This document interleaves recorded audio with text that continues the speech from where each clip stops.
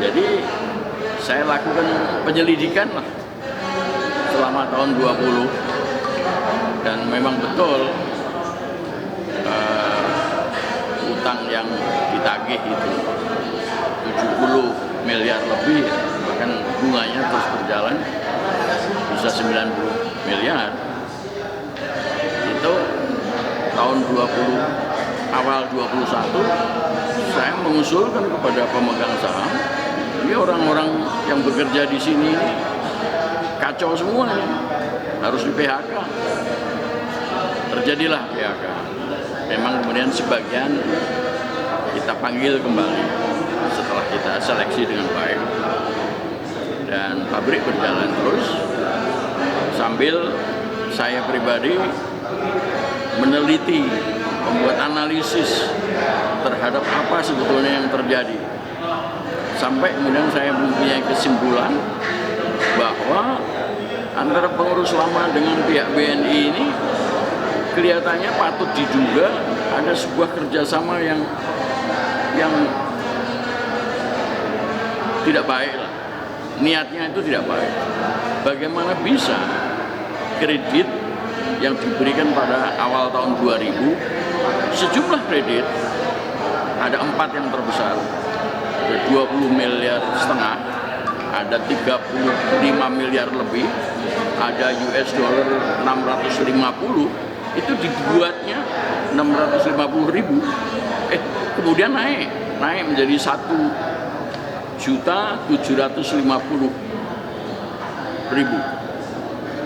2.750.000 US dollar.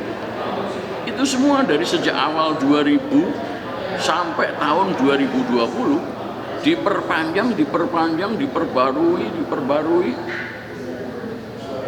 ditambah, dikurangi, sampai akhirnya tahun 2020 tidak ada satupun yang lunas. Nah, jadi selama itu 20 tahun kira-kira ya, itu kira-kira yang membayar bunga terus, tapi pokok pinjamannya nggak pernah dibayar. Padahal bisa dilihat dari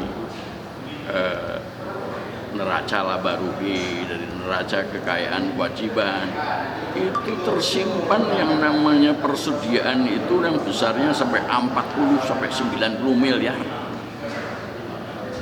Memang tidak setiap tahun, tetapi itu jumlah yang sangat besar yang tidak perlu punya persediaan begitu rupa, sehingga mestinya utang-utang itu bisa diangsur.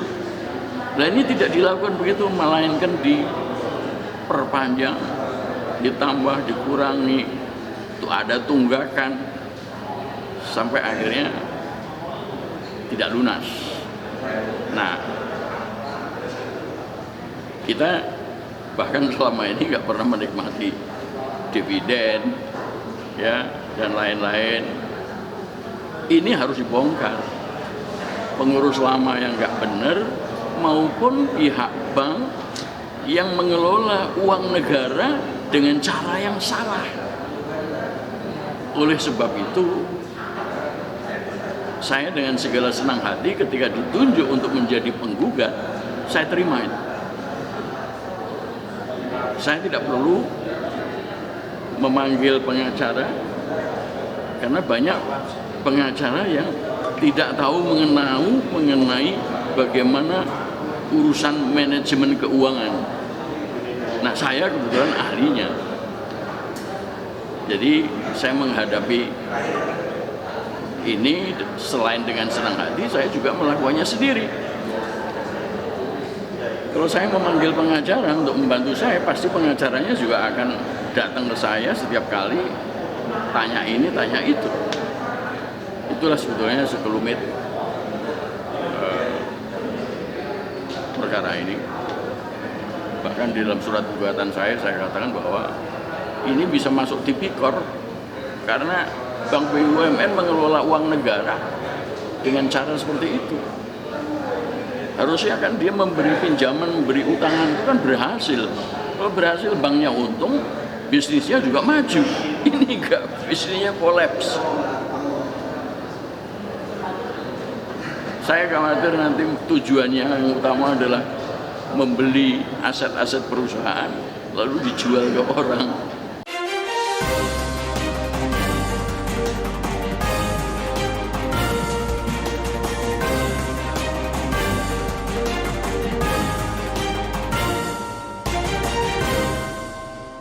One Kawan TV1.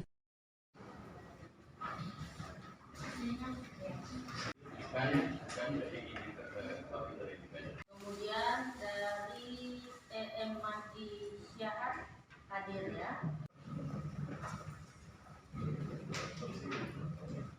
Namanya digabung. Ini asli ya.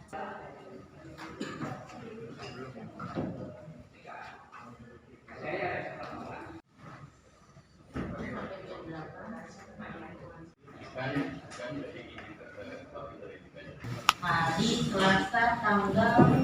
Sebelumnya mohon izin saya menyampaikan sesuatu yang serius. Ini menyangkut tergugat satu. Di dalam jawabannya menyebutkan bahwa saya adalah penggugat dalam tim. Saya sudah ingatkan di dalam replik, saya sendiri, saya bukan tim. Mungkin pihak tergugat membaca perkara lain. Iya. Di dalam duplik ternyata tim itu disebut nama-namanya. Padahal saya adalah satu-satunya penggugat. Hadir di ruang sidang perkara aku 749 ini masih bisa diterima. Sedianya saya mau mohon kepada Majelis menanyakan langsung kepada tergugat satu, tetapi tidak. Jadi mohon kalau minggu depan hadir bisa ditanya perkara mana yang dijawab dan diduplik sama beliau. Terima kasih. Satu minggu. Hari Selasa tanggal 13 Juni 2023, agenda sidangnya bukti surat lanjutan dari penggugat, kemudian dari tergugat 1, tergugat 2 dan turut tergugat ya untuk minggu depan ya. Kemudian untuk tergugat 1 dari Bank Negara Indonesia nanti Jurusita akan memanggil ya. Hadir lagi tanpa dipanggil, yang hadir tidak bisa. Ya, terima kasih ya. Menyesalkan tergugat satu yang tidak hadir hari ini. Padahal di dalam sidang hari ini saya mau mempertanyakan sebetulnya, sebab jawaban yang saya terima terhadap surat gugatan saya itu mengatakan bahwa saya itu ada dalam sebuah tim hukum, padahal saya adalah penggugat satu-satunya tidak di dalam tim. Nah, saya mengingatkan bahwa mungkin Anda sedang melamun sehingga mengira saya ini di dalam tim hukum. Ternyata dia tidak melamun. Ketika duplik disampaikan menjawab replik saya, itu bahkan pengacara-pengacara yang nama-namanya disebut itu seakan-akan mereka adalah bagian daripada tim hukum saya. Jadi nggak benar. Memang saya sudah lama mau menyampaikan ini, menunggu hari sidang ini. Apakah ketidakhadiran dari tergugat satu itu disebabkan karena kesalahan itu? Sebab kalau dia memeriksa perkara yang tidak sama dengan perkara aku, dia harus dikeluarkan dari sidang. Itu namanya diskualifikasi in persona. Jadi orang yang tidak sesuai dengan syarat-syarat yang ada. Orang yang tidak pantas untuk ikut di dalam sidangnya orang lain. Gitu. Nah, kita tunggu aja minggu depan. Yang saya dengar adalah bahwa pengacaranya diganti. Padahal itu adalah biro hukum dari BNI yang seharusnya hadir. Mungkin akan menyewa pengacara lain.